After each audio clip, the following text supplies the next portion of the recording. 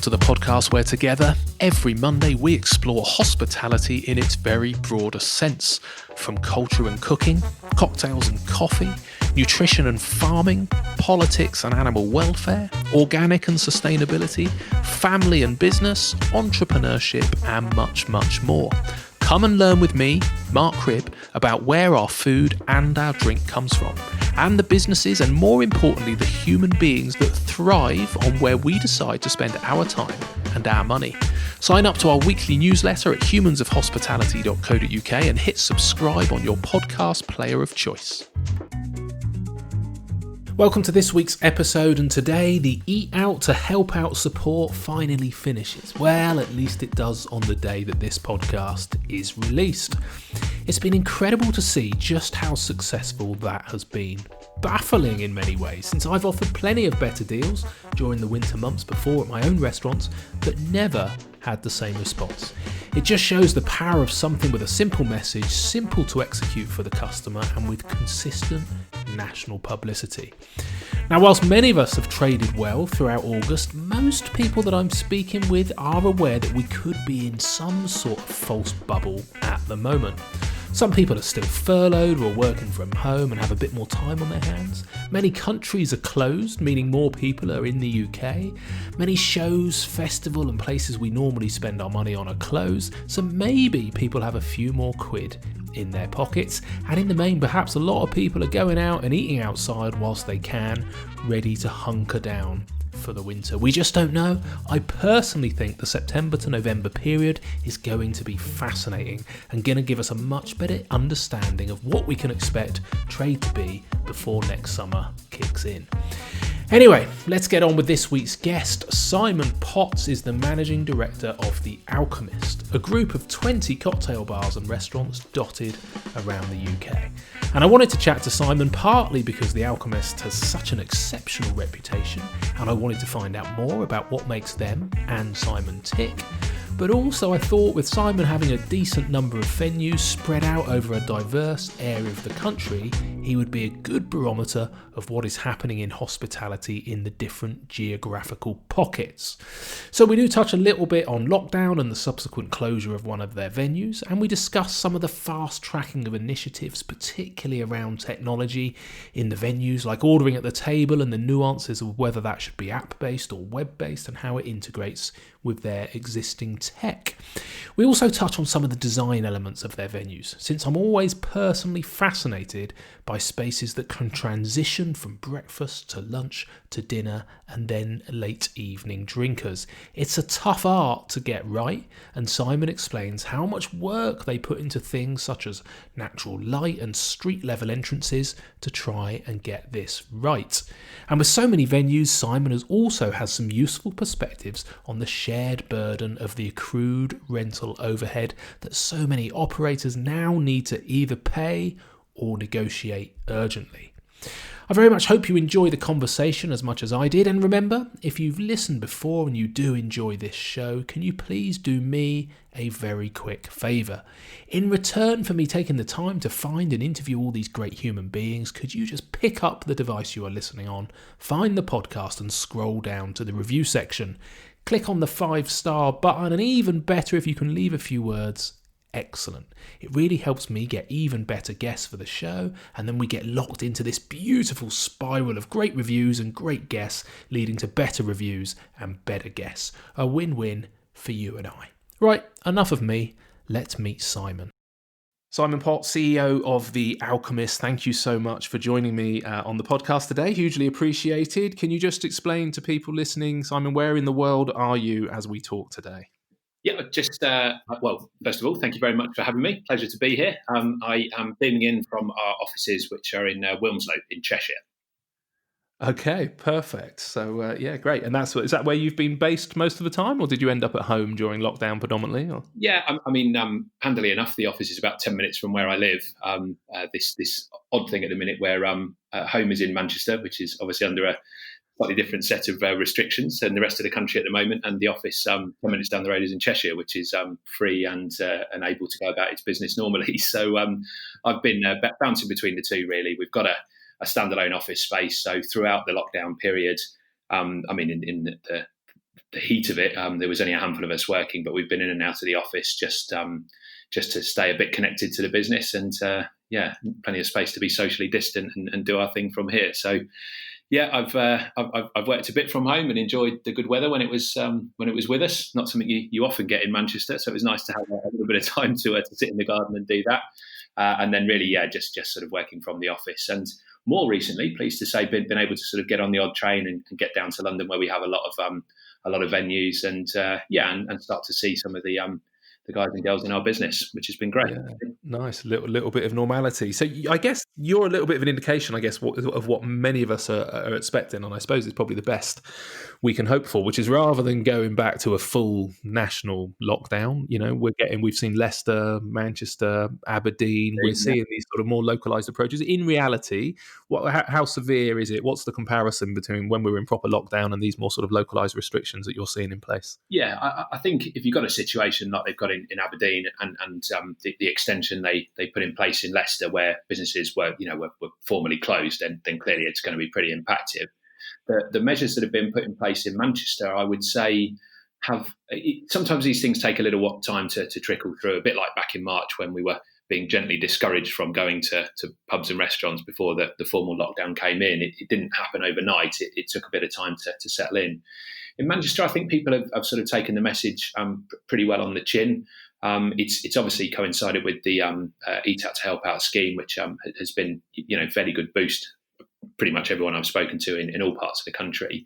And of course, there are plenty of people who, you're still perfectly entitled to go out with your household or with your bubbles. And people seem to be quite happy doing that at the moment. We had a good slew of cancellations, as you can imagine, over the weekend, because people had planned to come with different households, friends visiting from elsewhere, and so on. And obviously we had to adjust those. All through this piece, we've tried to do our thing as responsibly as we can do, and we've been at pains to make sure that people understood the new measures. Once we understood them, it did take a little while for that information to get through, and we saw some cancellations, but they were fairly quickly replaced by good numbers of people eating more locally, and just perhaps with significant others or with families. There's been a bit of a feature of the last few days. So in terms of the sort of revenue impact in Manchester, it hasn't been too significant at the moment. And that's with us, towing the line and abiding very much by the rules. I think there are maybe one or two others out there who are perhaps turning a bit more of a blind eye to the household situation. But people, but really the responsibility is with the individual on that, of course.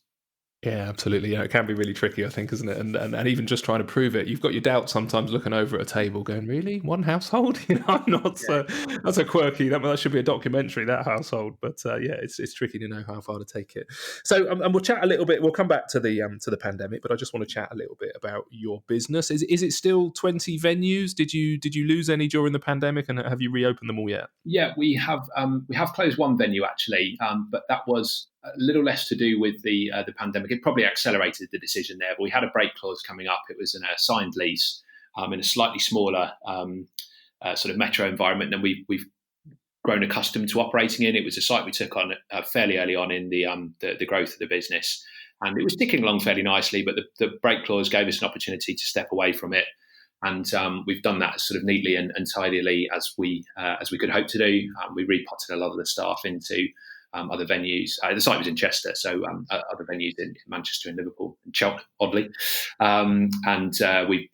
We've sort of negotiated a sensible kind of exit from the space with the landlords. And interestingly, he's actually very quickly had other offers on the place. So there's plenty of movement still, it seems, in the market at certain sort of levels. So that was more of a kind of plan one and not necessarily sort of directly pandemic related.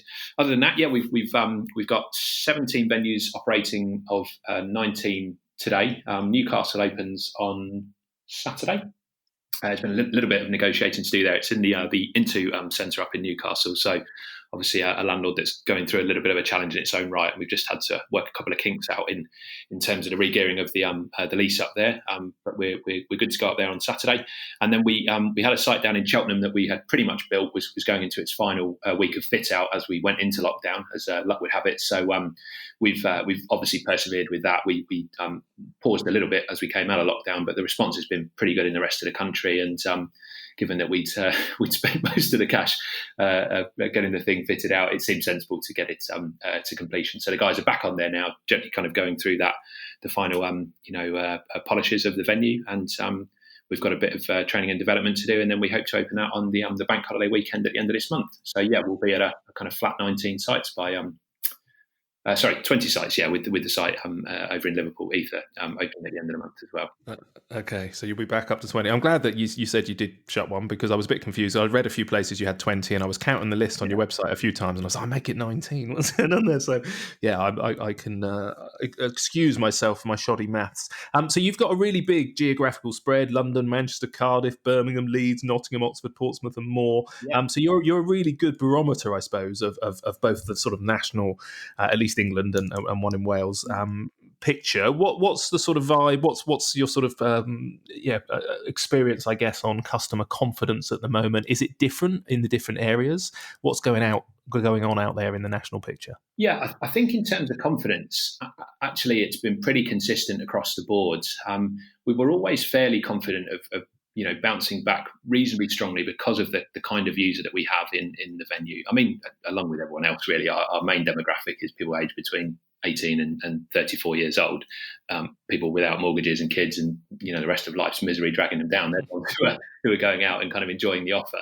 Fond memories. Yeah, indeed. Yeah, we do have a fairly kind of broad and inclusive set of spaces, and all are welcome. But that heavy user group, which by nature is a bit more of a fearless crowd, and all the kind of vox popping we'd done of people through the lockdown period, it was that group that was always going to come out fairly swiftly, and that's proved to be the case. And because of that, I suppose that the inherent confidence or the perceived lack of risk that these guys have anyway has meant that the measures that we've put in place, which have been pretty significant, have been met well.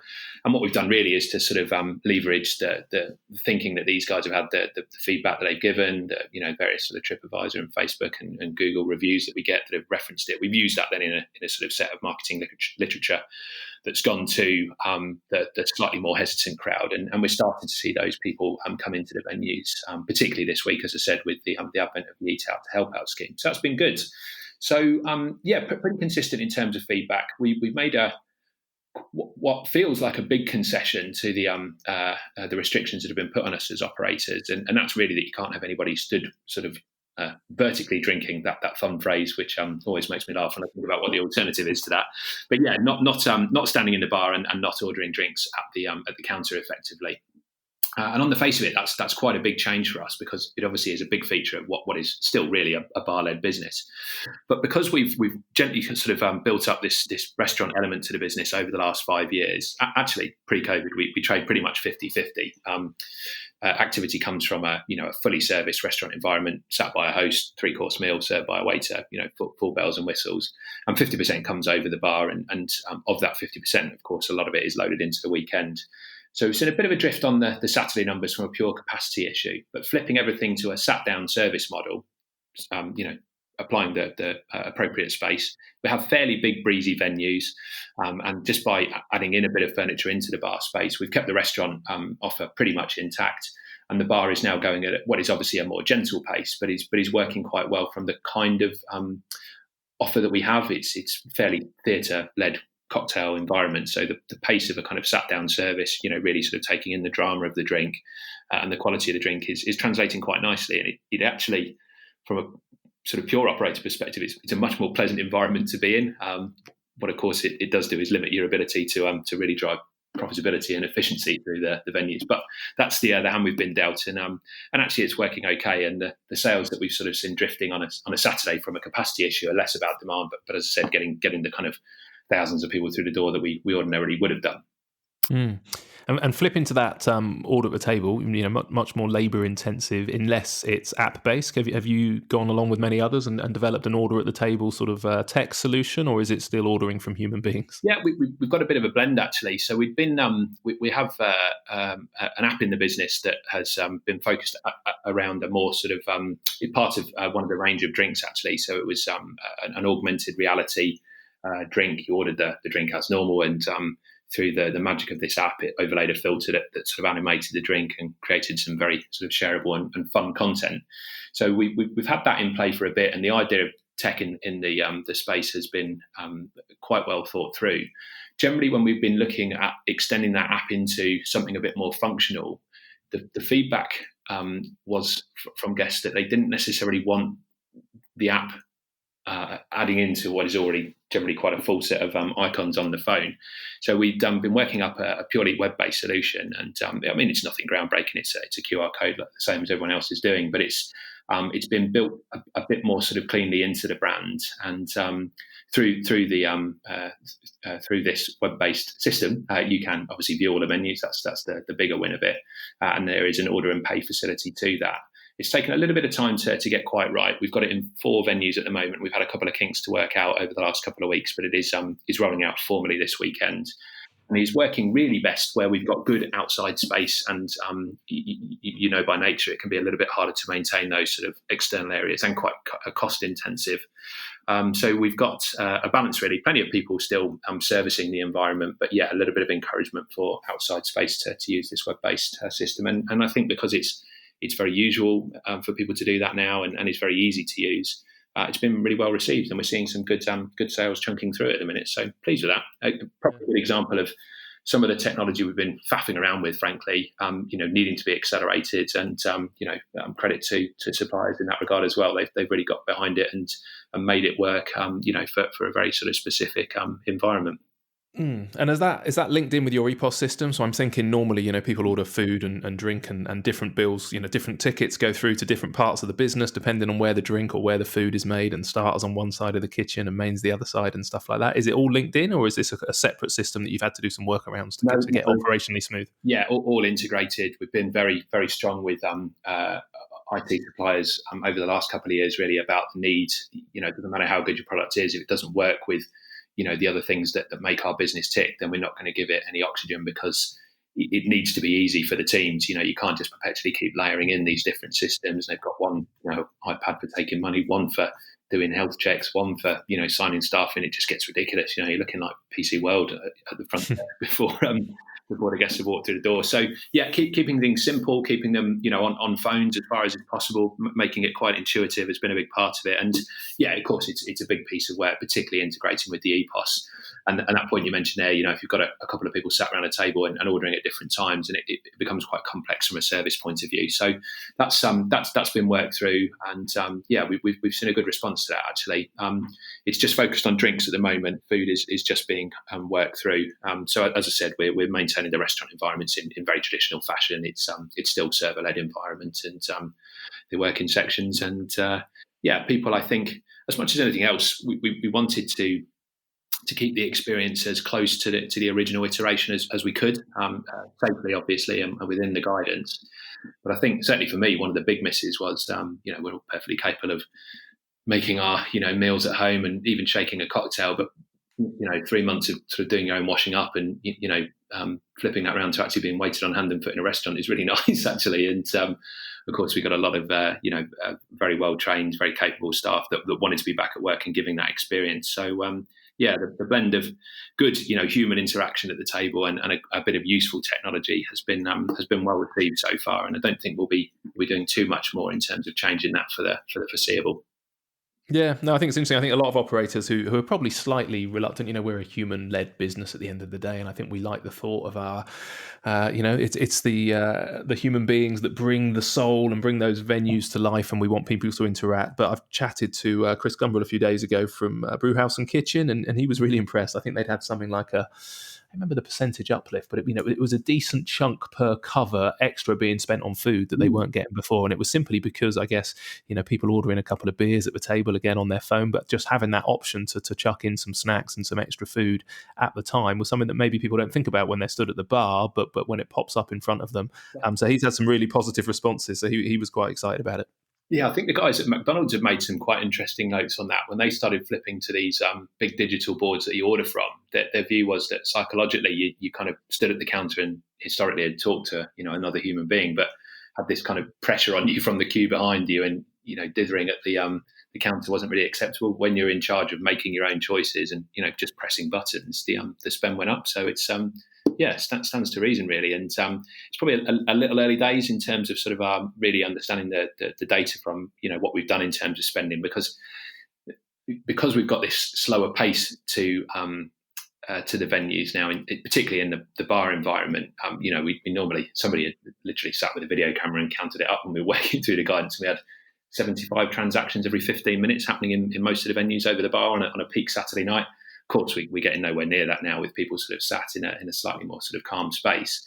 But what they are doing is hanging around a bit longer, less sort of circuit bar drinking, I think, going on at the moment. And maybe choosing a little bit more quality and I dare say a touch more quantity as well. So yeah, it's not been all bad. I don't. No, absolutely. Sometimes you need a catalyst for change, right? So people who don't know your venues, I mean, they are incredible. You've got a phenomenal reputation for what you do. For people that don't know them, you say you're a cocktail bar and a restaurant like no other. What do you mean by that, like no other? And what is it? Describe the feel and the vibe. What makes the Alchemist special? Yeah, I think first of all that point about being a restaurant and a bar is really important. I think there are quite a few people who do it actually, and leverage it quite nicely. Good example would be loungers. Really, obviously, we're reading a lot about those guys at the moment and the great business that they've got. But effectively, just having an environment where you can sit down and calmly have a nice 3-course meal, or simply go in and have a drink or a cocktail. And we've been doing that for 10 years really now. Fundamentally, we are known as a bar, and the crux of our offer is a very sort of theatrical, smoke and mirrors style drinks environment. It's smoke and mirrors in a literal sense. We're not sort of putting the wool over everyone's eyes. There is a lot of kind of billowing dry ice and things being set on fire, and a lot of drama to what we do with the drinks. But at heart, it's a quality drinks offer. There's a good relationship with lots of the brand owners and suppliers out there. We work with premium products and deliver what is a very sort of visually interesting offer, as well as being a very tasty drinks offer, and it's good in range. And then, as I said, we've sort of used that baseline to create something that is a little bit more all day. I don't think again that we're doing anything that any good operators isn't thinking about the old sweat of the asset. We're paying quite big rents in a lot of the spaces we're in. Bar activity by nature, is kind of 4 o'clock onwards in the day, and you get quite a short window to do your thing. So we wanted to eke out the food side of the business. Myself and Mark, our operations director, have got good, strong restaurant backgrounds. We're both out and out operators, and we know how to make that sort of environment tick. And we started with what was quite a sort of afterthought in terms of a food menu, lots of sort of deep fried, good kind of pub grub, basically. 40 covers in the original venue that has been probably ticked a license box in the early sort of iteration of the business. Must serve food, so we did, and we've just sort of added a few quality people along the way of the journey of the business, who have helped to kind of shine up that food offer. We've taken some quite big space on, which has allowed us to create much more interesting restaurant environments. And as I mentioned earlier on, we now have a business that still, post COVID as well as pre, is basically 50% restaurant activity and 50% bar. And that balance itself, I think, works for us because it allows us to draw on lots of different users to the space, and that particularly at the minute when one or two of those lines of trade have been cut off. Your office workers are obviously well documented to be down at the minute, so we've turned our attention a bit more to local residents and sort of shoppers, people who are in town for different reasons.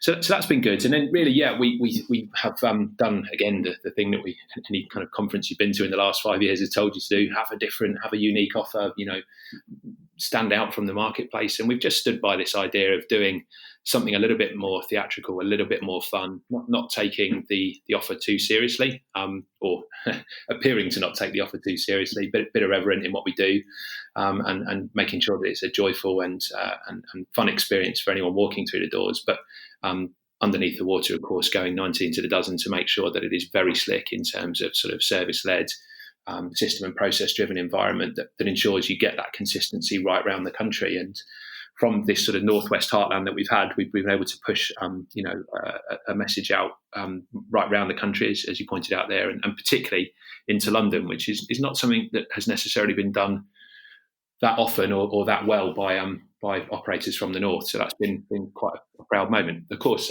London is burning to the ground at the moment, as we know. Yeah, we do that strategy.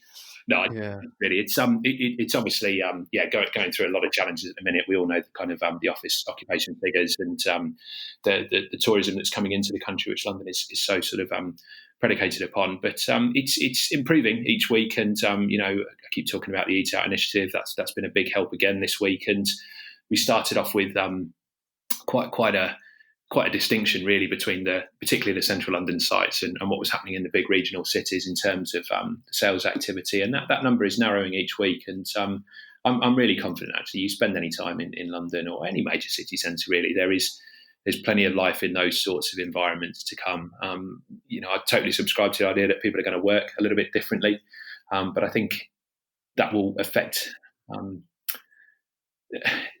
people like Pret or perhaps an All Bar One, guys that are working on kind of critical mass and weight of numbers. With all respect to what they do, they obviously do their thing brilliantly, but it's about convenience a lot for those guys. And I think if you've got something that is a bit more interesting and a bit different, then people are still going to be happy to travel into the spaces. And to your original point, London is a bit behind the region, but he's catching up each day. And we've got some fairly good city. As in City of London locations, one just off Liverpool Street, and its numbers are really healthy. Certainly above where we kind of reset our expectations, and that's good to hear. But before we move on, and I'll come back to some of those points that you raised, but just staying on that food thing, it's a really difficult thing to pull off for somebody to feel as comfortable in a venue, having a cocktail and some drinks at night, and the music's a little bit louder and it's a bit of a party vibe, or coming in for a coffee and a breakfast, or even a light lunch maybe with a colleague, done right, which you guys do. The venues just feel like they can pull off both. But it's actually really difficult. How much of that now comes into the design? Sort of from day one. How do you make a space feel as good in the morning as it does in the evening? And do you put a lot of work in? Does the lighting and the music sort of change throughout the day, I suppose, to change the vibe, which presumably people wouldn't consciously notice, but actually you're doing a lot of the work behind the scenes to make that space feel different? Absolutely, yeah. I think that the space is really important, and it is a very significant part of the design process. First of all, we look for somewhere that is generally able to get light into the space. It's much easier to, if you've got a very kind of traditional late night bar environment, quite sort of underground, be it one sort of style offer, then that is always going to be hard to encourage people into during the daytime. So we'd always look for a kind of ground level premises, or at least a ground level entrance, and let the kind of the natural daylight do its work through the day. The curation of sort of music playlists. I mean, this is going to come as a surprise to no one. It sort of is in three quite distinct day parts. There's a fairly cheery, Mark, our ops director, calls it sort of having Radio 2 on in the background in the morning, sort of poppy stuff that you remember from the 90s, nice and light. And again, not taking yourself too seriously. Is that PDD playing? Yep, that's PDD playing. Great. And obviously, as we kind of go through the afternoon, that sort of pairs back to a bit more kind of sort of slightly recognisable tunes that you're not necessarily sure what it is, but it's a riff on something that you've definitely heard somewhere else. And then as we get into the evening, sort of 9 o'clock, 10 o'clock, into the proper late night element. Pre-COVID, certainly we'd have DJs on that would be lifting the atmosphere up a little bit. More significantly, and not sort of playing out and out bangers, but if people wanted to get up and have a bit of a dance, they certainly could. So you're just you're using the kind of we call it litmus, lighting, temperature, and music to kind of determine people's behaviour, and it's quite easy to control that when you've got a bit of space to work with. Lighting obviously plays a part. Nothing too clever there really. We just sort of, as the night wears on, it gets a bit darker, and you make people feel like they're in a slightly more illicit space. And by 9 or 10 o'clock, most evenings people are a little bit more sort of cheery in their thinking, and not necessarily doing illicit things, but are a bit freer to kind of enjoy more of the atmosphere.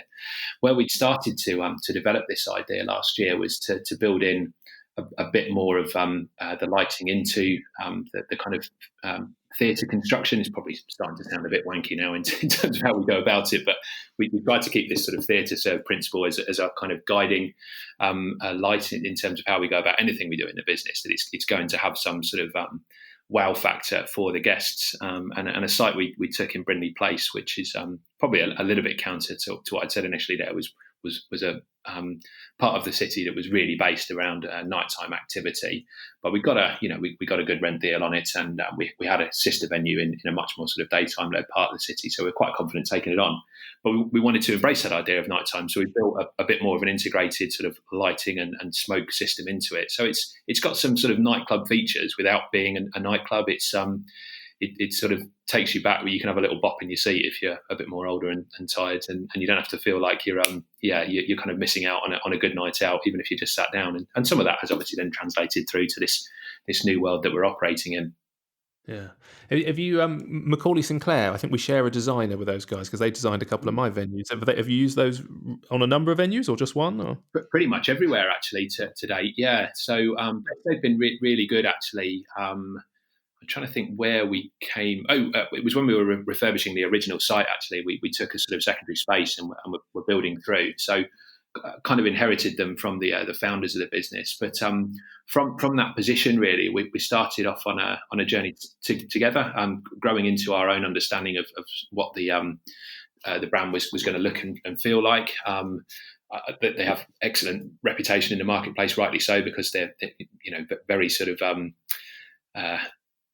very interesting and very innovative in terms of design. I think there are some hallmarks that you'll recognise. If you've got that slightly sort of trained eye and you've worked with them, you know if you're in a Dishoom or a Hawksmoor, you can spot some of the traits. But I think they really tweak that to make each particular brand sing. And a really good example, actually, I've been to a couple of the Dishoom sort of post-COVID in London and in Manchester, and they've done some very nice kind of screening additions into the venues, which are really kind of tight to the original narrative. And I think when you've got somebody who is well used to thinking creatively, and you perhaps come from a bit more of an operational background, it's good to buddy up with these people and make some music together. So it's good. They're very good. In fact, my Urban Reef restaurant down on the beachfront is a very different vibe to another one that they did with me, Jenkins and Sons. One's an old school sort of historic butchers, and one's very much about a sort of slightly tongue in cheek sort of play on British beachside with a beach hut sort of hanging from the ceiling as a toilet and stuff like that. So they're good guys. I really enjoyed working with them. You've mentioned a couple of times this theatre served, and I love it because it's so simple, but you can see when you look on your branding and website, come into a venue, it clearly gives you those sort of guiding principles for so much of what you do, but is so simply summarized. How long have you been using those sort of two words to guide the business, and where did they come from? Probably about 5 years now, so a little bit less time than I've been directly involved with the business. And basically, when you do a kind of a growth piece like we've done, you start with what is already going to be a good concept. If you've convinced some investors to come in and you've got a couple of sites open and it's working in a couple of different parts of the world, then as long as you don't come too far away from what you've done right in the first place, including all the kind of operational control paranoia that goes with that, then you've got a good shot at kind of making that thing work. So what tends to happen, I think, is that people have this concept and then maybe start thinking, we need to make a couple of changes to let it work down the road, or they won't like that in this city because they think like this. And I think if you've got something that is fundamentally good, then it's just a case really of staying true to that and polishing up as appropriate. And if you can keep your main thing as your main thing, which for us is cocktails and a certain amount of sort of wonder that comes with them, then anything else that you choose to do, whether it's in design or music or food or operating style, it doesn't matter as much as long as that original thing is held onto and you have a kind of a guide. But we went through a really as you start working with private equity and they get you thinking about lots of different ways of sort of evolving the business, or at least they think they do. And one of the things that we were quite keen to do was to start sort of building the brand element of things. I talked a bit to Mark McCulloch. We were talking earlier on, weren't we, about having had a similar conversation. And we really, we sat in Soho Works and had a big kind of roll of brown parcel tape up on the wall and parcel paper, sorry, on the wall, and a facilitator kind of talking us through, what kind of car would the Alchemist be if it was a car, and some of it was bonkers, frankly, but it got us thinking a little bit more abstractly about the brand and some of the things that were important. I'd heard Karen Jones, who obviously big kind of sector luminary, talk about the need to understand what your business is in a single sentence. It's no good just being a bar. What sets you apart. And we had this sort of this idea of theatre. In fact, it came from a review from a guest. Somebody had sort of put a TripAdvisor or one of these sorts of things together that said, if you want to know what the drinks are like here, it's like theatre in a glass. And we thought, yeah, sounds good. And we just have developed that in lots of different ways. It was at a time when we were doing a lot of onboarding of people. We were opening a lot of sites, so we were doing a lot of induction and kind of onboarding of people, and we wanted to sharpen the message up in terms of what they should expect when they came into the venue. We wanted to be a bit clearer in terms of our marketing, how we're kind of communicating to guests, doing that thing that marked us out as different from other operators. And it just became something that we worked very hard at it. But once we got these two words together, theatre served, we started putting it everywhere, strap lines on, PowerPoint presentations, in the marketing literature, bottom of email signatures. And once you do that, if you think about a lot of the big brands, Nike, Just Do It, Burger King, Have It Your Way, people have got these kind of couple of messages that sort of sit alongside the brand name. And it's reasonably easy to understand, I think, and that helps. It can be sort of literally applied. We opened a site on St Martin's Lane a couple of years ago in the West End, heart of Theatreland, and we made a lot of play to it there. But when we open a site in Cheltenham next month, we'll have a couple of sort of performance things going on in the venue. It's not normally as literal as that, but it will just help to land that message, and it gives people something to keep coming back to. It helps us make decisions at very senior management level, and it helps recruitment at a very kind of localized site level as well. It's been a really useful tool, and anyone who's kind of on that journey, I would encourage them to sit down and have a think about what their unique part of it is, and just try and hang on to it. Mm. Does that customer realise what an impact they have? Have they got a credit anywhere?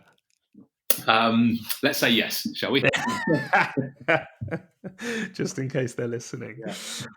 Okay, no, it's brilliant. I think it works really well. It's a great summary. So you sort of mentioned this just now as well, and it's probably more the other way around normally. Lots of London kind of concepts try to move up to Manchester, and I always think it's fascinating how they don't work and what the sort of cultural differences are. And then you can sort of operators like Hawksmoor who put a lot of time and energy into trying to understand the nuances between different cities. As you said, you're the other way around. You're a northern powerhouse heading south. So I'm interested to know, did you have to learn and do things differently? And either, at the time or now with what you've learned, what are the sort of differences you need to be aware of between, north and south, I suppose? Yeah, I think the Hawksmoor reference is a really good one actually there, because when they opened in Manchester, certainly, they took some time to get really under the skin of the business, and they had people operating up here good 6 months, 12 months before getting the venue open, and vice versa. I think they took a couple of people from Manchester down to London to get in line with the brand.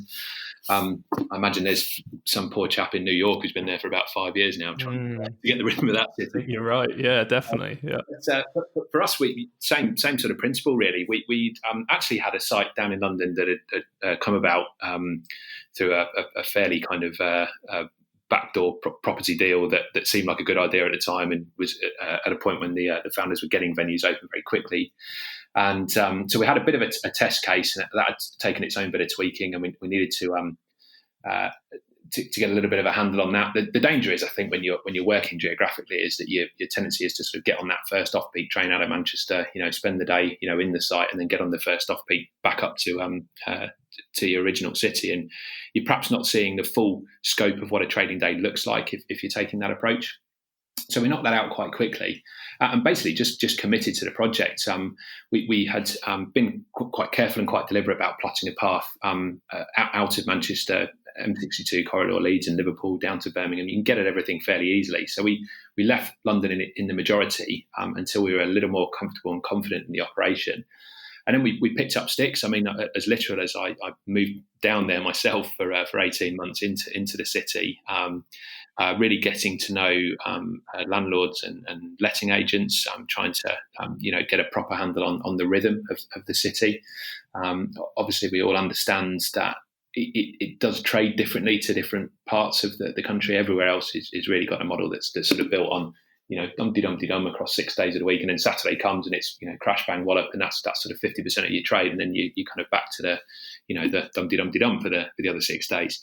In London, of course, it's a much flatter sort of style of trading because you've got such a weight of numbers on the street Monday right through to Sunday. So the trading environment and the way that you have to operate against that is different. What is a kind of busy Friday night in Liverpool, say, is probably a fairly standard Monday in certain parts of London. So taking time to understand that. I don't think that people behave particularly differently once they're in the venue. The idea that sort of, everyone's running around on corporate cards and the streets are paved with gold and, money's no object doesn't really stand true. People are still looking for value, certainly at our end of the market. So I think a lot of the stuff that we had generally looked to build out of the northern business, if you like, the quality and the sort of price sensitivity index was really important. You've got a bit more leverage in terms of pricing, but it still needs to be good in terms of what's being offered.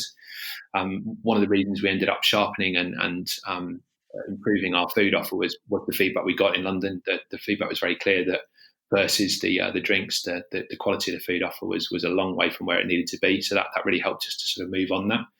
But I think then also, as with any city, you have to know it's no good just saying, right, we're going to take the brand to London and, I don't know, a London postcode, being the answer to that. They're obviously, it's kind of a series of cities within a city, isn't it, almost? And, needing to be not necessarily on absolutely the right street.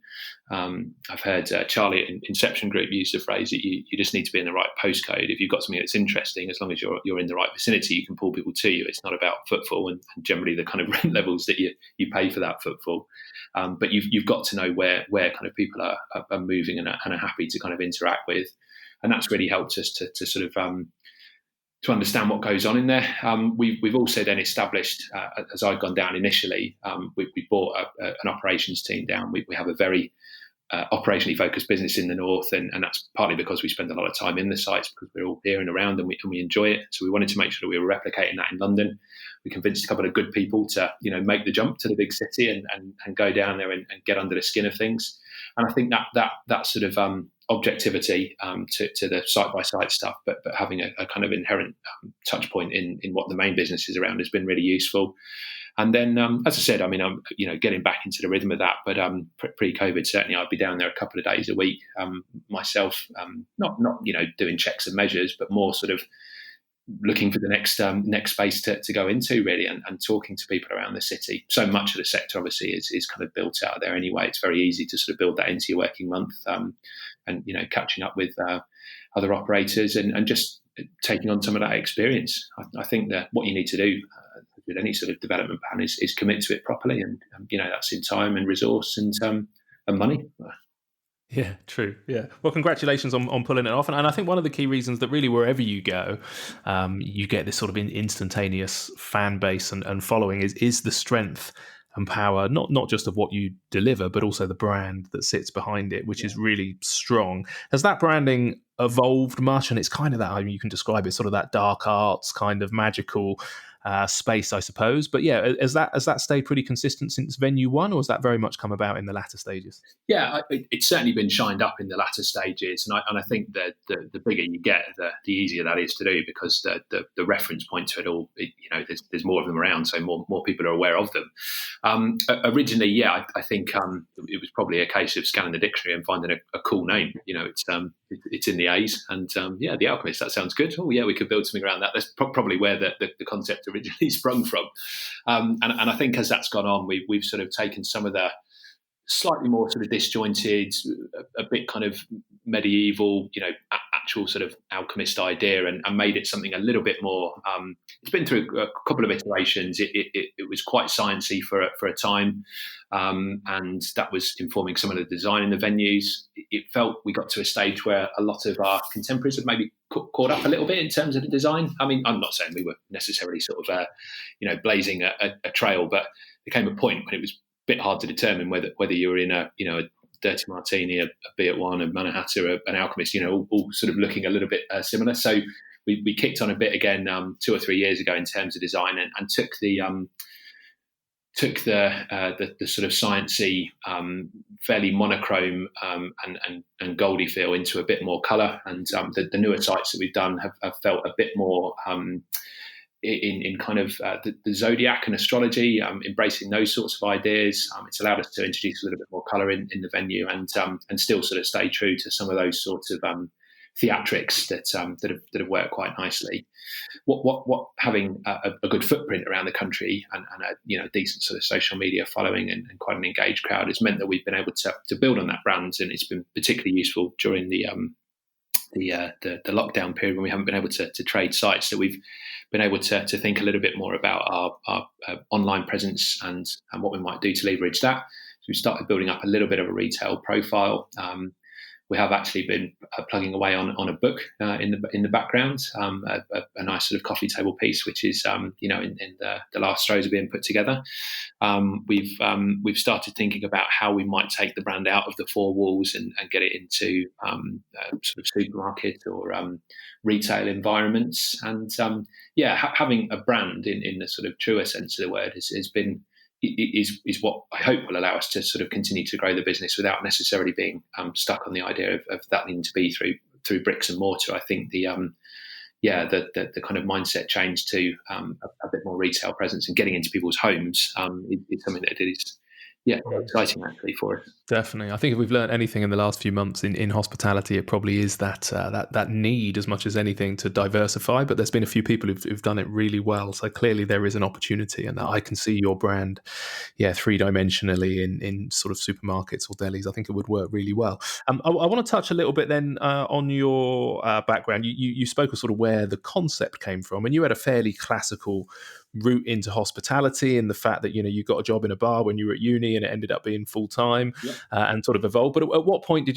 it go from, okay, this is my sort of uni job, to, you know what, I might actually fancy a career in this sector? Yeah, I think, like a lot of people, I've got to believe that most people who work, in the sector have a similar kind of story. Really, I think very few people kind of grow up dreaming of it, but that's perhaps something that needs to be changed, because it's one of the most rewarding, one of the most interesting and diverse jobs you can do, and I think that goes right away from sort of operations to very senior management like I'm doing now. I think basically I'd done what you said. I'd done the uni job and kind of followed a bit of a path through that. I got to the stage just before I turned 30 where I was probably getting a little fatigued by it. Still very much in operational role there at GM at the time. Busy venues, lots of later nights that tend to come with that sort of environment, because you finish work and you go out to whatever's sort of going later, and you miss a lot of stuff as well. I think in hospitality, weddings and christenings and all this sort of stuff that goes on in the real world, and just decided it was due a bit of a break. So perfectly kind of amicably agreed that sort of change. Had done what a lot of people do, working in branded and chain businesses, and move around the country to sort of follow promotions. So wasn't tied to any particular part of the country, and wasn't tied particularly to the job. It didn't feel like at that stage. It was more a kind of work to live scenario. I went out to Australia to do a bit of travelling, toured a bit around Southeast Asia, and then sort of camped up in Manly and Sydney for 9 months, and just took a bit of stock. Didn't work in hospitality over there. Did a very sort of very 9-to-5 job that allowed you to kind of hop on the ferry home and completely sort of forget about the working day. And it was good. It was a bit of a reset, really. It confirmed a couple of things, that I was in need of a break and had taken one at the right time, but also just reaffirmed the fact that there was a real pull to hospitality, and at the end of that 9-month period is very ready to go back. It coincided happily with the guys at Living Ventures who I had been working for previously. Tim, the sadly passed now, but the founder of the business, sent me a note while I was out there saying that we've got this project happening in Manchester. When are you going to be back? It's going to be a bit different. It's going to be right out there, and do you fancy it if the timing works? And it was the Australasia venue, which was a bit of a pet project of his. quite a game changer at the time, certainly for Manchester, a business sort of based on sushi, which was a bit unknown, small plates, which was still a new thing in 2010. And and just a bit sort of elevated from perhaps the kind of restaurants they've been trading through the recessionary period prior to that.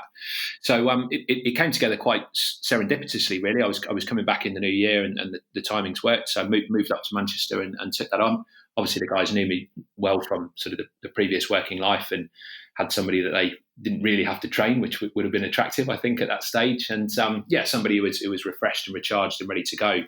And once that opened, by nature, obviously, was very involved in not just the kind of the management of the space, which is what tends to happen in big businesses. You get given a set of processes and you follow them, really, and to the best of your ability, you make waves. And here there was something brand new, different service style, different kind of customer, different offering, much more involved with the kind of upper echelons of the business in the decision making, and it just.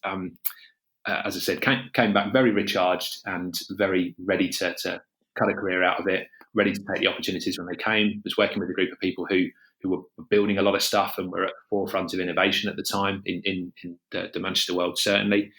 And then ultimately they sort of hit on this kind of exit plan, which was taking the 4 or 5 concepts that they had, getting them to a critical mass, selling a decent chunk to private equity or venture capital investment when the appropriate time came. And once you'd sort of cut your teeth and had that in, the big sell for the PE guys coming in was that they were not just buying an established concept with the ability to grow, but they were getting with it somebody who really understood the thinking behind the business. There was a transition period of sort of services that you could draw upon. So accounting and marketing was taken care of by the selling business initially, and then as you kind of went forward with the journey, as I did in 2015, you started to separate away from that, build your own function, and got all the fun of growing a business without necessarily the heartache of the first sort of site and the first 12 or 18 months of that. So it's been good, really. I think 20 years I'm coming up to now working in hospitality, and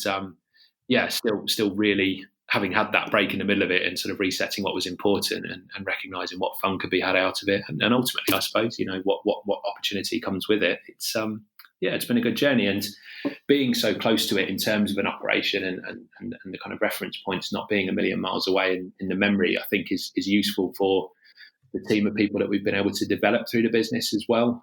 Because we've been growing, those opportunities have come around very quickly. So we've been able to put people into quite senior operations management roles who are perhaps only in GM roles 6 months, 9 months previously, and that's been really good. We sort of work on the assumption that ultimately we know what we're doing. We've got a good hand on the tiller, and we'd rather put the kind of growth of the business in the hands of people that have been in it for a long time and believe it, rather than sort of out and out experience.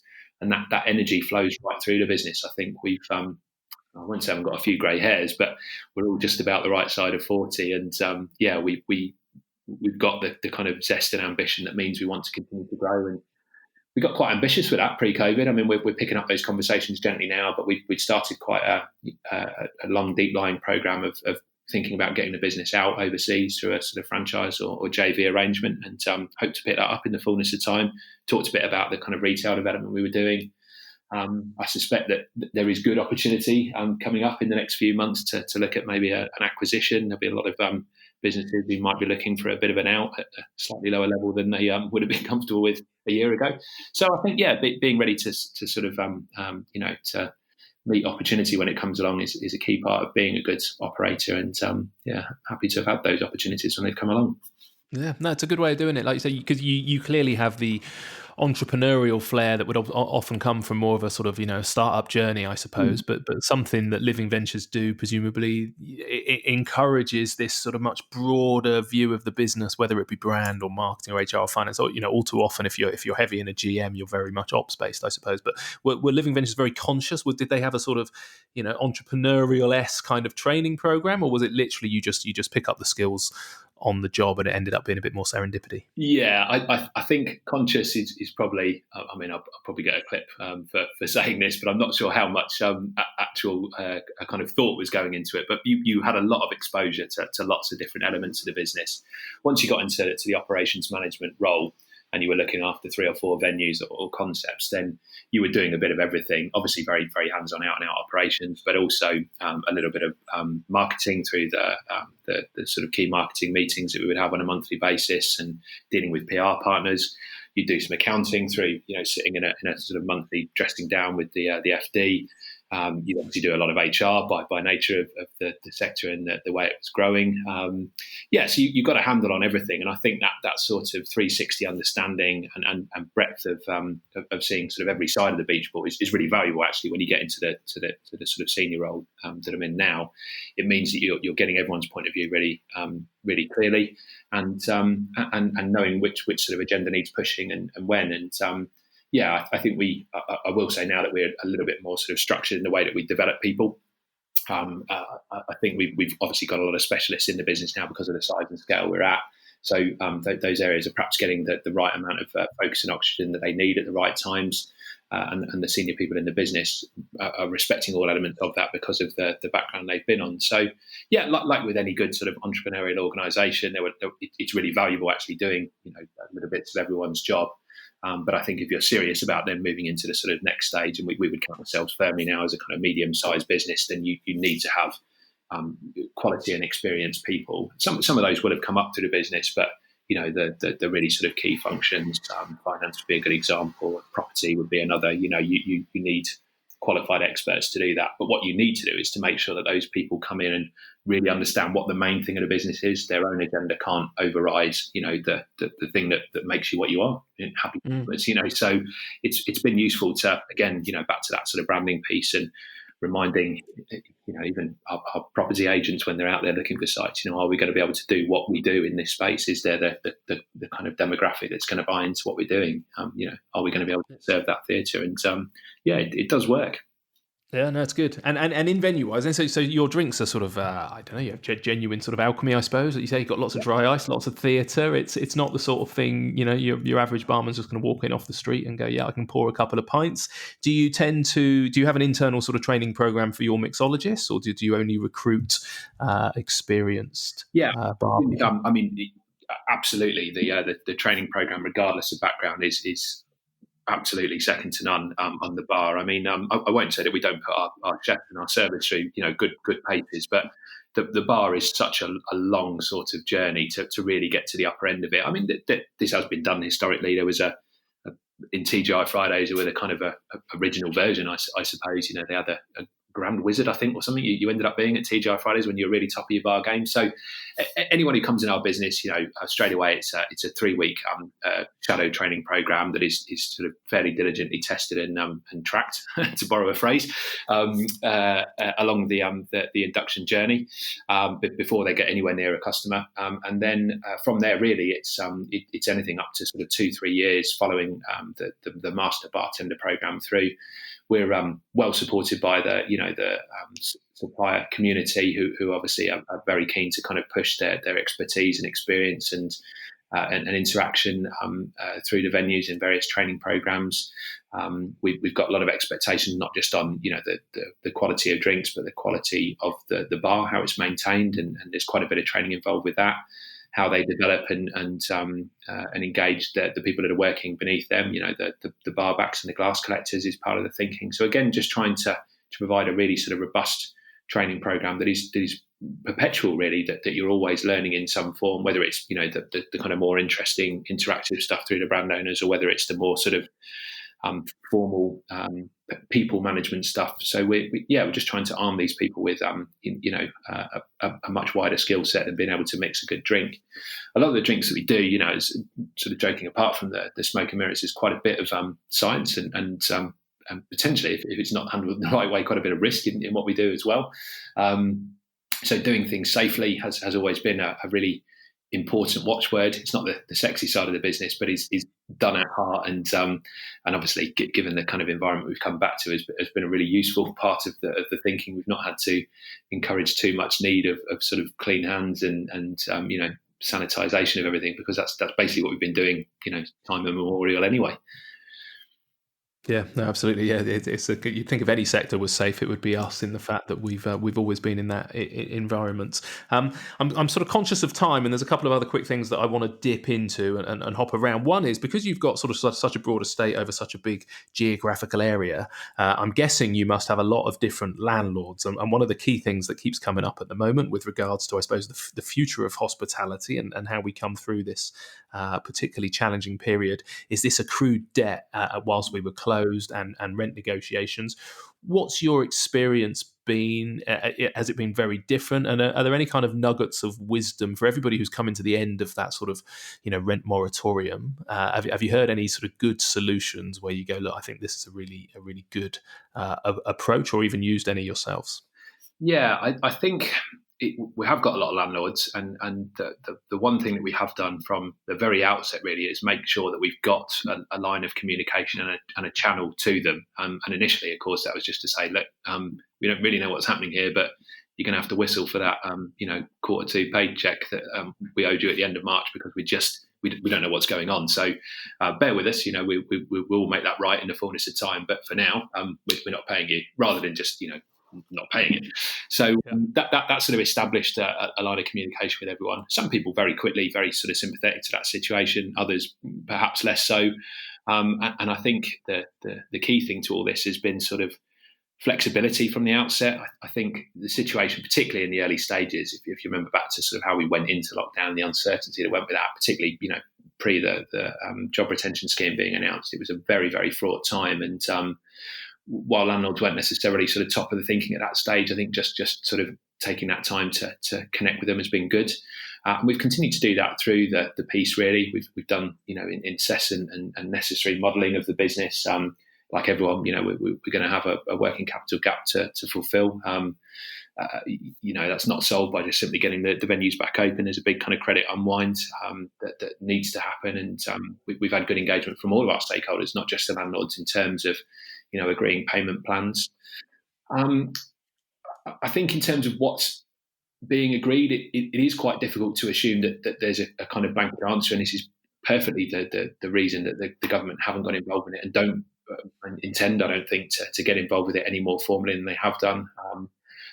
I have seen the most sort of sensible solution that's been proposed is Rogers at Box Park, which talks about a more equitable three-way split, landlords, tenant, and the government taking kind of a third each of pain, if you like. It still feels like it's too broad and too clunky an environment for the government really to intervene in. And I think, in fairness to them, I won't necessarily say I've been the biggest fan of how they've handled the kind of macro situation, but in terms of hospitality focus, I think they have cleared a pretty good path for us. A lot of the things we've been bleating about as a sector for a long time now have been taken care of. Business rates have been a problem fundamentally. Okay, well, we've got 12 months kind of grace on that, maybe some more to come. The cost of food has been a problem. Okay, well, here's a VAT break for you guys, and that's been really well thought through. All right, guys. Well, early week trading's been difficult. Well, you know what? We thought about that too. Here's an eat out scheme, and we're going to pay for that, and in fact, we're going to market it for you. What else you got? It's like, well, that really kind of leaves the landlord. So, I think now more than ever, particularly at the sort of stage we're at, with the sort of the next quarter, still a couple of months away, but looming certainly.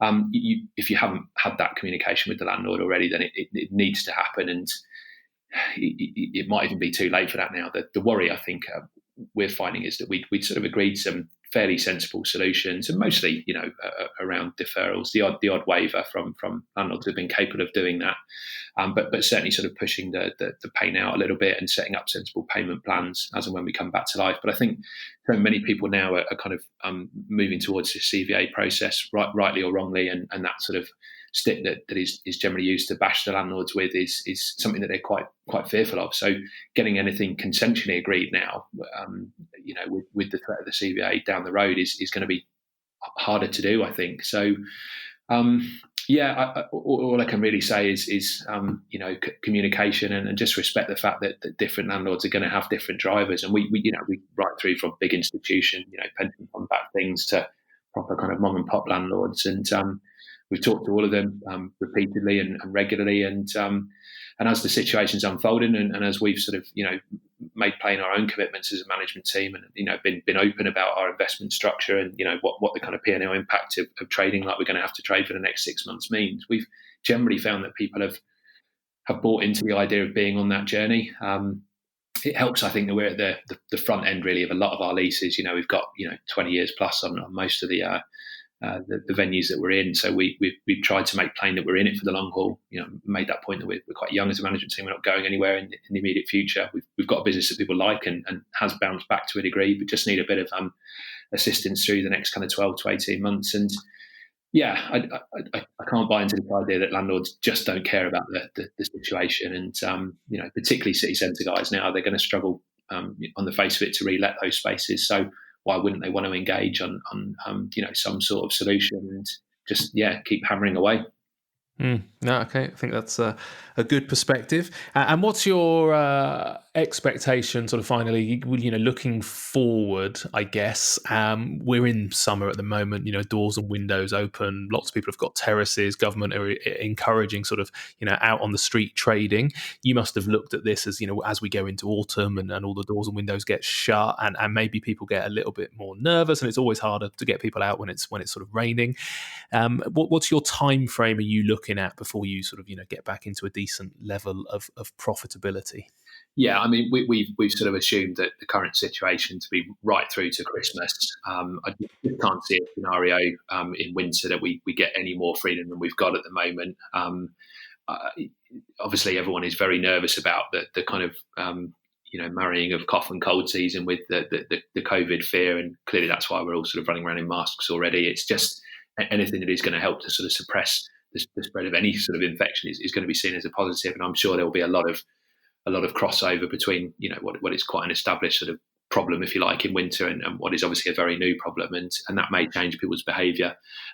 Certainly, I might have referenced that we're doing okay against our base forecast at the moment. We're certainly benefiting from having a bit more outside space and literally making a bit of hay while the sun shines.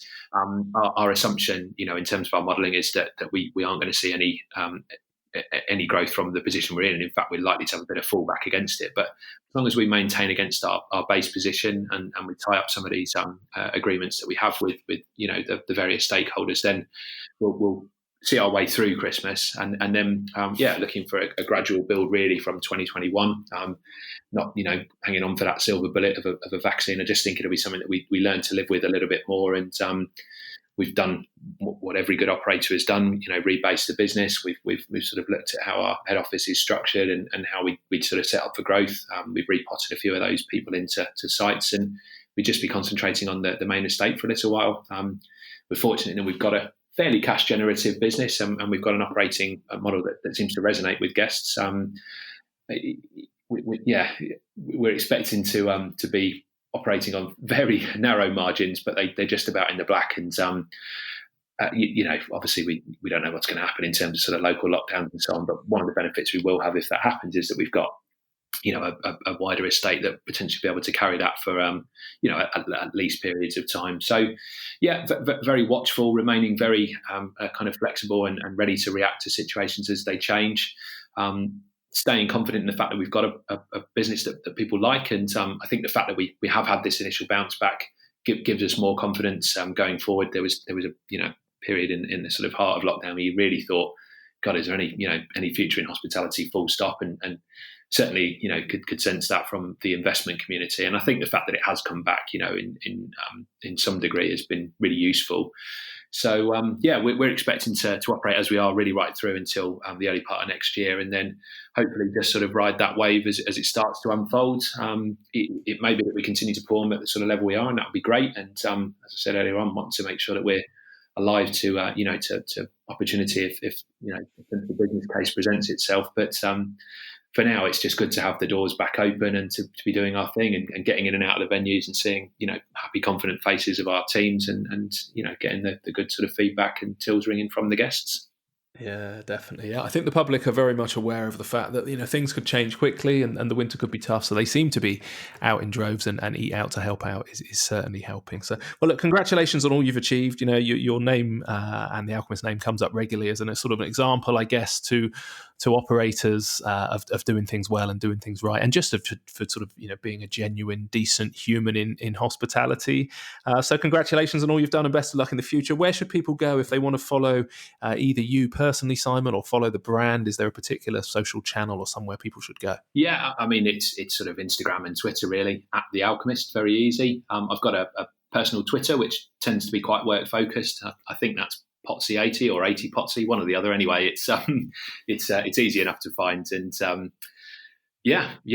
a look through, see what we've done on Instagram. Plenty of images and a sense of what the business is about on there. Enjoy. Amazing. All right, perfect. I'll put some links up on the show notes for this episode as well that will take people there. But for now, thank you so much for your time, and best of luck making the most of the rest of the summer. And it's been great to catch up, Simon. Lovely. Thank you very much for having me. I hope you enjoyed the chat, and I will pop some links up to Simon and The Alchemist over at the website humansofhospitality.co.uk. And whilst you're on the website, if you can afford to support the podcast with a few spare pounds, please click on the Patreon link on the homepage and follow the instructions. You help keep these chats on the air, and you help me justify to my finance team at work that the podcast, which they have genuinely nicknamed the Podcost, is actually a great idea and should be supported. Thank you for listening, and I will be back next Monday morning with another awesome hospitality human to chat to, and I've got some great guests booked in this month, including Gary Jones, the executive chef working with Raymond Blanc at Le Manoir. We're heading off to Scotland to learn all about incredible salt. We're booked in with the head gardener at the Pig, Ollie Hudson, and Jose Pizarro is going to be teaching us about Spanish cuisine. Cheers.